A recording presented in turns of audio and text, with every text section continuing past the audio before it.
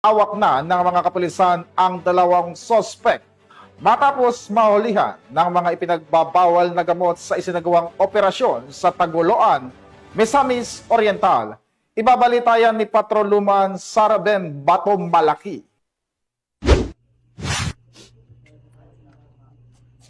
Arestado tatlong individual na drug suspects sa isinagawang buy-bust operation ng mga operatiba ng Taguluan MPS sa Barangay Santa Cruz, Taguluan, Misamis Oriental. Kinilala ng Police Major Enrique Francisco Dungog, hipen ng Taguluan Municipal Police Station, ang mga suspect na si alias Jason, lalaki 25 taong gulang, at alias Kent, 23 taong gulang, alias Dodong, isang minor de edad, at mga residente ng nasabing lugar.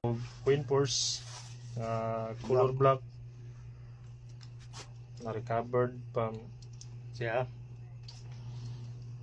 Sa ikinasang operasyon ng mga operatiba ng Taguluan Municipal Police Station ay nagresulta sa pagkakaaresto ng mga sospek at pagkakakumpiska ng mga pakete na hinihinalang shabu na may bigat na 8.5 grams na may standard drug price na 57,800 pesos. Isang 500 peso bilang ginamit bilang buy-bust money. Nahaharap ang mga sospek sa kasong paglabag sa RA 9165 o Comprehensive Dangerous Drugs Act of 2002.